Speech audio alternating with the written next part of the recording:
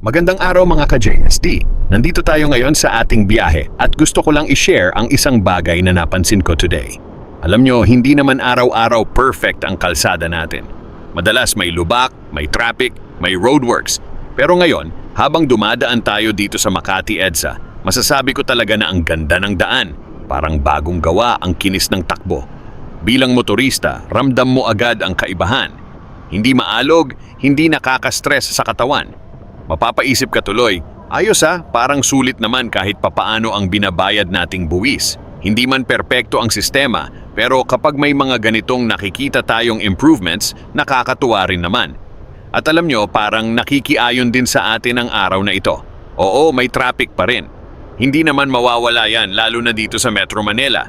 Pero napansin ko, mas disiplinado ang mga kasabay natin ngayon sa kalsada. Tingnan nyo itong halimbawa. Itong pulang sasakyan na nasa harap natin. Kita nyo?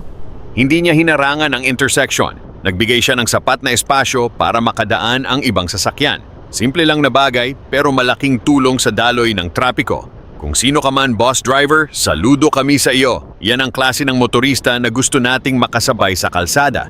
Yung marunong rumespeto, marunong magbigay, at marunong sumunod sa batas trapiko.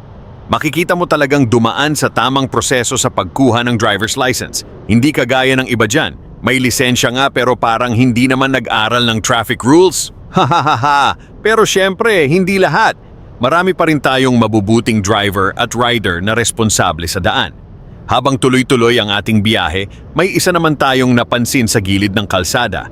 May isang lalaki na may hawak na karatula na nakasulat, Jesus tagapagligtas, He is coming, magsisi sa kasalanan, no to vaccine, yes to God. Napaisip tuloy ako, yung tungkol kay Jesus at pananampalataya, respetado natin ang paniniwala ng bawat isa. Karapatan ng bawat tao na ipahayag ang kanyang pananampalataya.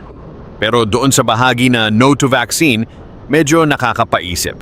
Anong vaccine kaya ang tinutukoy niya?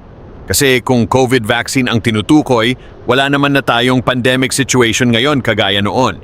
At sa totoo lang, iba-iba rin ang pananaw ng mga tao tungkol sa bakuna. May mga pabor, may mga hindi pabor, at may mga may sariling dahilan. Ang importante siguro ay magkaroon tayo ng tamang impormasyon at gumawa ng desisyon base sa maayos na kaalaman at payo ng mga eksperto. At higit sa lahat, igalang natin ang paniniwala ng isa't isa kahit hindi tayo pare-pareho ng pananaw. Ganun naman dapat sa isang maayos na lipunan.